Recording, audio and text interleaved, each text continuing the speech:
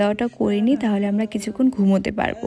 এখানে কাকুনিকে দেখে একটু টায়ার্ড লাগছে, তার কারণ আজকে কাকুমনির একাদশীর উপোস আছে। সারাদিন ধরে এই উপোস শরীরটা নিয়ে অনেক কিছু রান্নাবাড়ি করেছে, তাই দেখতে একটু টায়ার্ড লাগছে। হৃদয় তো সারা রং মেশায় দিন রাতে, এ দু চোখের দরিয়াতে, কে আর তুই ছাড়া। আজ দিদি সবাইকে এক এক করে খাবারগুলো সার্ভ করেছে, আর আমি পাশে দাঁড়িয়ে দাঁড়িয়ে দিদিকে অ্যাসিস্ট করছিলাম। এই তো সবশেষে আমি আর দিদি বসে পড়লাম খেতে, আর প্রত্যেকটা খাবার খুব ভালো হয়েছিল। এখন রাত মোটামুটি 11টার মতো বাজে, খাওয়া দাওয়া তো শেষ। এখন লাস্টে সবাই একটু পাঁচ খেয়ে ঘুমিয়ে পড়বো।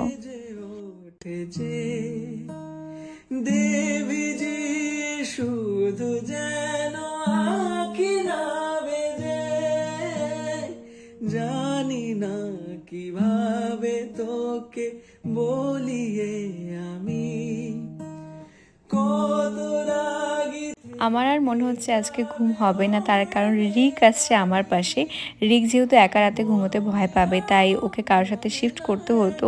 আর যেহেতু আমি একটু রোগা পাতলা, সবার আমার সিটের দিকেই নজর ছিল, কারণ আমি শোয়ার পরে সাইডে অনেকটা জায়গা বেঁচে গিয়েছিল। তাই রিকও বলছিল, মাই তোমার সিটে গেলে একটু ভালো হতো, তোমার সিটে অনেকটা জায়গা আছে।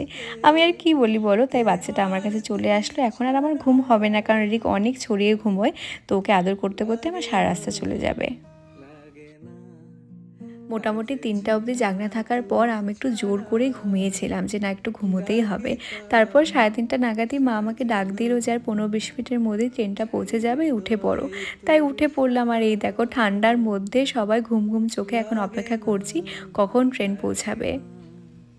আজ জিয়া তুই ছাড়া ডাকি তাও সাজে না। এই নিয়ে গুয়াহাটিতে আমার দুবার আসা। প্রথমবার যখন এসেছিলাম তখনও কিন্তু আমি রাতুলের সাথেই এসেছিলাম। তখন আমাদের বন্ধুত্বের সম্পর্কের থেকে বেরিয়ে নতুন নতুন আমাদের প্রেমের সম্পর্কের ভাব হয়েছে, তখন এসেছিলাম। তখনও না আমাদের রাতের ট্রেনই ছিল, তাই তখনও আমি গুয়াহাটির চারিপাশের সৌন্দর্যটা উপভোগ করতে পারিনি। আর আজকেও সেম আমি রাতের জন্য চারিপাশের সৌন্দর্যটা উপভোগ করতে পারলাম না। কামাখ্যা স্টেশনে আমাদের ট্রেন পৌঁছানোর কথা ছিল 5টা নাগাদ, কিন্তু দেখা যাচ্ছে আমাদের অনেকটা আগেই নামিয়ে দিয়েছে। 4:30টার মতো বাজে, আমরা এখন কামাখ্যাতে পৌঁছে গেছি। ট্রেন থেকে নামার সময় রাতুলের সাথে আমার একবার ঝগড়া হয়ে গেছে, তাই রাতুল এখন আমাকে মারানোর চেষ্টা করছে।